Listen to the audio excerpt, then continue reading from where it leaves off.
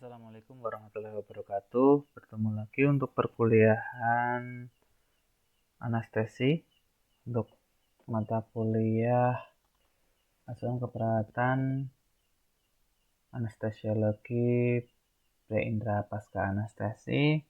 Untuk kali ini kita akan membahas tentang manajemen jalan nafas, yaitu pemasangan ET dan LMA. Untuk yang pertama, kita akan membahas tentang pemasangan endotracheal tube atau ETT.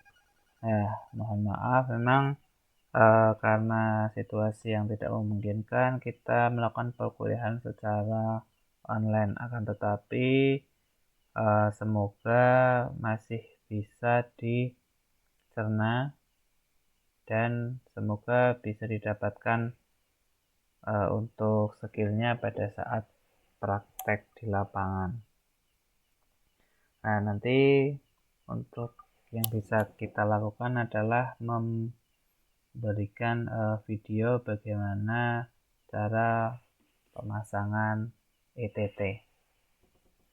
Ya, kita mulai.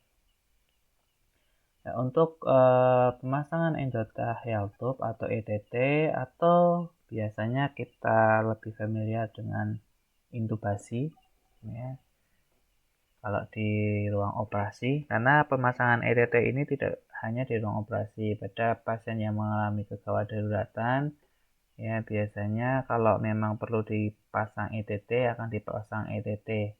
Ya biasanya pemasangan ETT ini selain di ruang operasi, itu biasanya di IGD atau di ICU. Ya ini biasanya juga pada pasien-pasien yang memang membutuhkan tindakan segera, pasien-pasien dengan gangguan jalan nafas, ya untuk manajemen jalan nafasnya biasanya pada kasus kegawat daruratan atau kritisan biasanya dipasang ET. Ya, tetapi memang ketika di ruang operasi ini lebih familiar dengan intubasi, ya dengan sebutan intubasi, yaitu memasukkan pipa jalan nafas buatan ke dalam trachea melalui mulut. Nah, tindakan intubasi baru dapat dilakukan bila cara lain untuk membebaskan jalan nafas gagal, maka perlu memberikan jalan nafas buatan. Dengan jangka panjang ada resiko besar terjadi aspirasi paru. Kemudian intubasi ini memasukkan pipa trachea ke dalam trachea melalui rima glottis. Ya, jadi perlu diingat bahwa kita harus mengecek betul apakah endotracheal tube-nya benar-benar masuk ke paru-paru atau jangan-jangan masuk ke saluran lambung. Nah, ini betul-betul harus diperhatikan. Nah, sehingga ketika melalui rima glottis, sehingga ujung distalnya berada kira-kira di pertengahan trachea antara pita suara dan bifurcatio trachea. Nah, intubasi endotracheal ini merupakan teknik paling penting dan paling aman dalam menjaga jalan nafas dengan cara memasukkan ETT ke dalam trachea melalui mulut. Nah, ETT digunakan untuk mengalirkan gas anestesi langsung ke dalam trachea dan mengizinkan untuk kontrol ventilasi dan oksigenasi.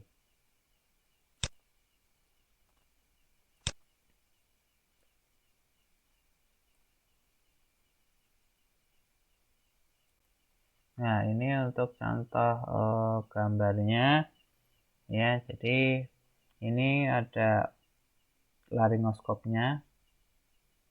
Ini laringoskop, kemudian ini adalah untuk ETT-nya. Nah, kemudian kalau sudah masuk nanti sirkulasi udara supaya di sini akan mengunci ya di trachea. Nah, jangan sampai salah lubang ya. Jadi ketika melihat dengan laryngoskop kita harus memperhatikan betul ya mana yang masuk ke trachea ya, mana yang lubang ke lambung.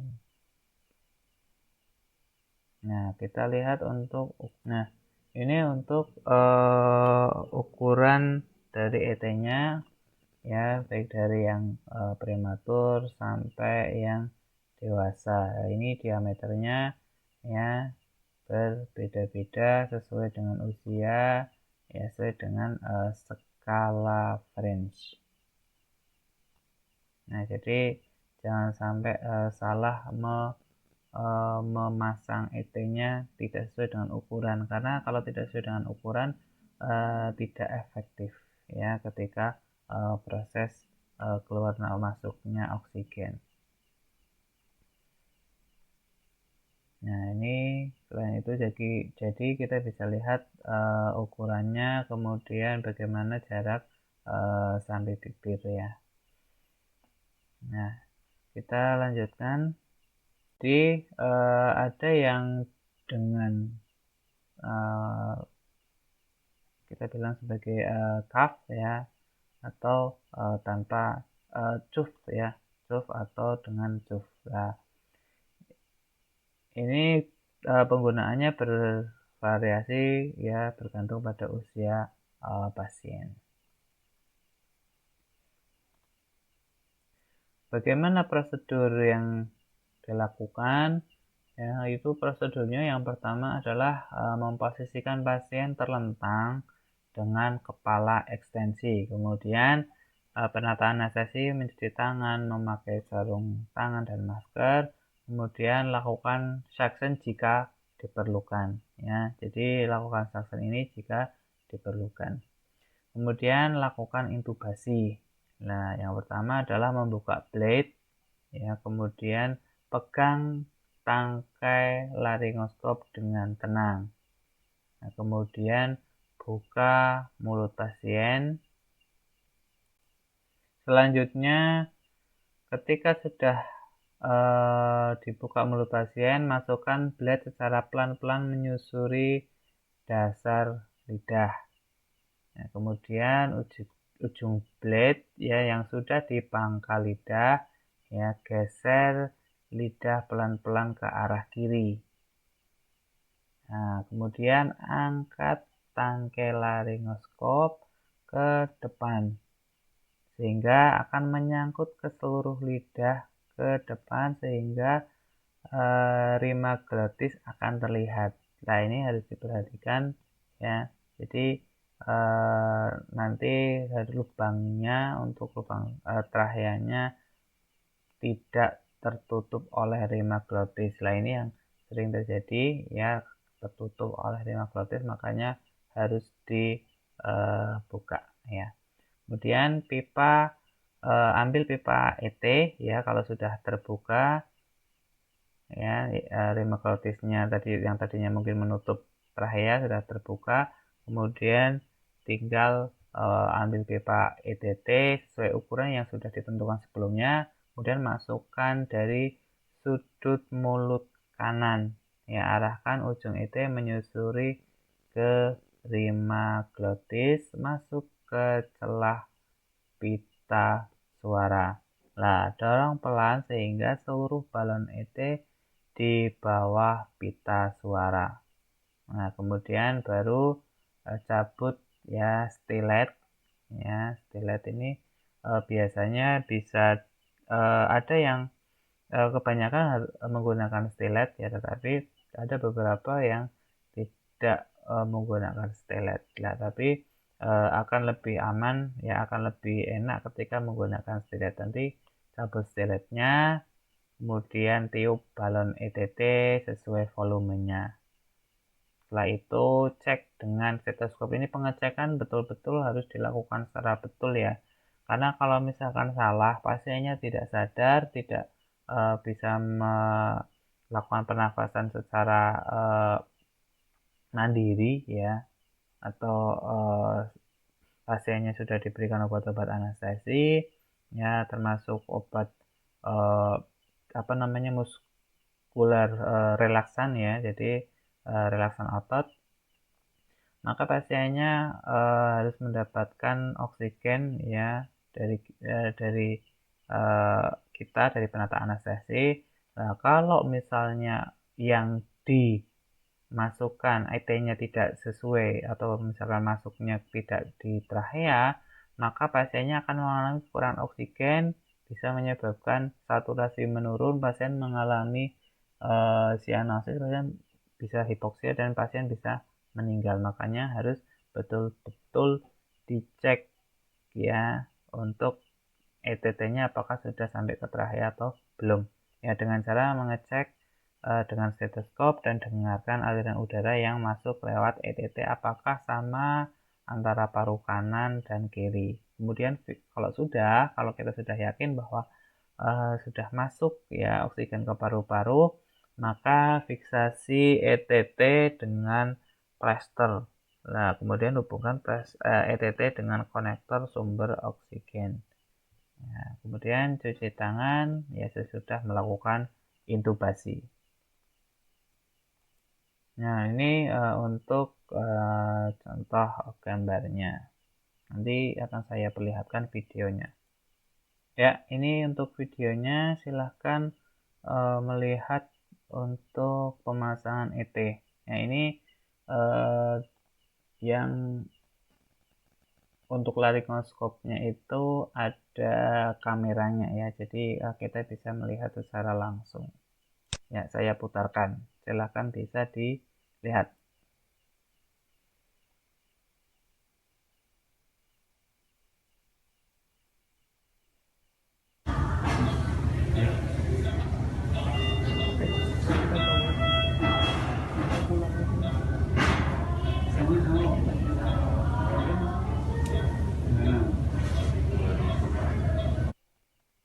Nah, ini dipasang ya, dimasukkan ET-nya,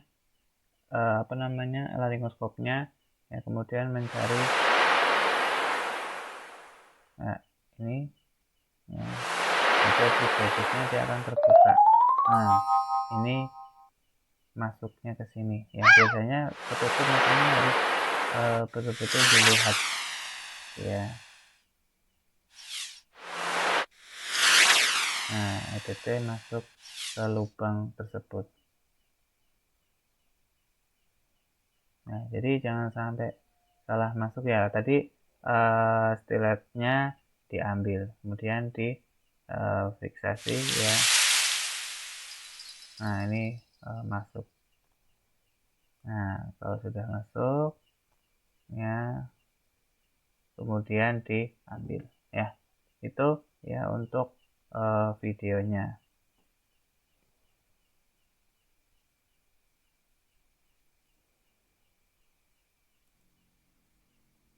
Kemudian ini beberapa contoh video tentang pemasangan endotracheal tube.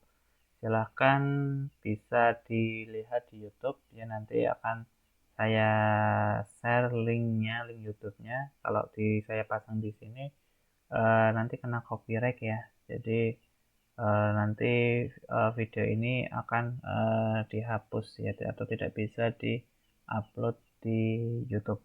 Ya, jadi nanti silahkan langsung ke linknya, langsung ke link YouTube channelnya. Oke, itu ya. Kemudian nanti kita masuk yang selanjutnya adalah untuk pemasangan LMA. Kita masuk untuk pemasangan LMA. Jadi LMA atau laryngeal mask airway ya, atau LMA ini merupakan alternatif ya terhadap sungkup muka atau intubasi trachea untuk pemeliharaan jalan nafas selama anestesi. Nah, penggunaan LMA dengan cara memasukkan ke dalam hipofaring. Ya, teknik ya dengan menggunakan LMA dapat mengurangi resiko aspirasi dan regurgitasi dibandingkan jika menggunakan sungkup muka. Nah, LMA ini dapat digunakan jika mengalami kesulitan dalam melakukan intubasi. Ya, tapi sebenarnya tidak menutup kemungkinan ya sudah di awal ketika pasien mau dioperasi sudah ditentukan menggunakan LMA ya tanpa kesulitan melakukan intubasi. Nah, alat ini didesain dengan kemampuan untuk kontrol ventilation atau ventilasi kontrol yang mengurangi resiko aspirasi isi lambung dan mengetahui ketidaktepatan pemasangan. Kita lihat bagaimana indikasi ya. Indikasi pemasangan LMA ini antara lain yang pertama ya untuk menghasilkan jalan nafas yang lancar tanpa menggunakan sungkup muka. Kemudian yang kedua ya untuk menghindari penggunaan ET ya ETT ya atau melakukan intubasi endotracheal selama ventilasi spontan. Akan tetapi ya penggunaan LMA juga mempunyai kontraindikasi yaitu seperti ketidakmampuan menggerakkan kepala atau membuka mulut lebih dari 1,5 cm. Ya, misalnya pada ankylosis spondylitis ya. Kemudian pada rheumatoid arthritis berat ya, kemudian instability cervical spine ya, ini akan mengakibatkan kesulitan memasukkan LMA. Kemudian kelainan di daerah faring, misalkan abses atau hematom, kemudian obstruksi jalan nafas pada atau di bawah laring, ya pasien dengan lambung penuh atau kondisi yang menyebabkan lambatnya pengosongan lambung, meningkatnya resiko regurgitasi, ventilasi satu paru, dan keadaan di mana daerah pembedahan akan terhalang oleh kaf dari LMA. Kemudian yang berikutnya adalah bagaimana cara pemasangan LMA. Cara pemasangan LMA yaitu yang pertama ya kempeskan kaf ya sebelum dipasang, kemudian oleskan jeli pelicin pada LMA sebelum dipasang. Nah, pasien diawali dengan oksigenasi menggunakan sungkup muka, kemudian baru masukkan LMA yang sudah diberi jeli pelicin ke hipofaring. Nah, pipa LMA dipegang dengan tangan yang tidak dominan untuk mempertahankan posisi dan jari telunjuk dikeluarkan dari mulut pasien. Yang berikutnya adalah kaf yang dikembangkan sesuai posisinya. Setelah itu, LMA dihubungkan dengan alat pernafasan dan dilakukan pernafasan bantu. Nah, kemudian pasang big block ya untuk melindungi pipa LMA dari gigitan. Nah, setelah itu lakukan fiksasi. Ini contoh gambarnya. Ya, mohon maaf saya tidak punya untuk video pemasangan LMA-nya. Jadi nanti silahkan lihat di YouTube.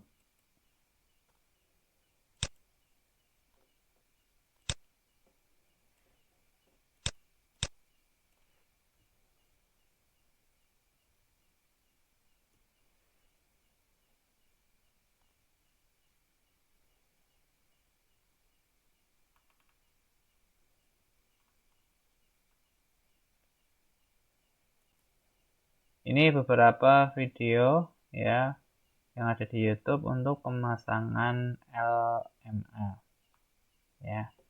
Jadi silahkan bisa melihat ya videonya di YouTube. Nanti saya berikan beberapa link untuk YouTube-nya. Oke, saya kira itu saja. Semoga bermanfaat. Ya, mohon maaf tidak bisa maksimal karena mahasiswa tidak bisa melihat langsung dan tidak bisa mencoba secara langsung. Tapi semoga untuk pas praktikum berikutnya yang mungkin berhubungan dengan pemasangan ET dan LMA bisa dilakukan. Oke, semoga bermanfaat. Saya akhiri. Wassalamualaikum warahmatullahi wabarakatuh.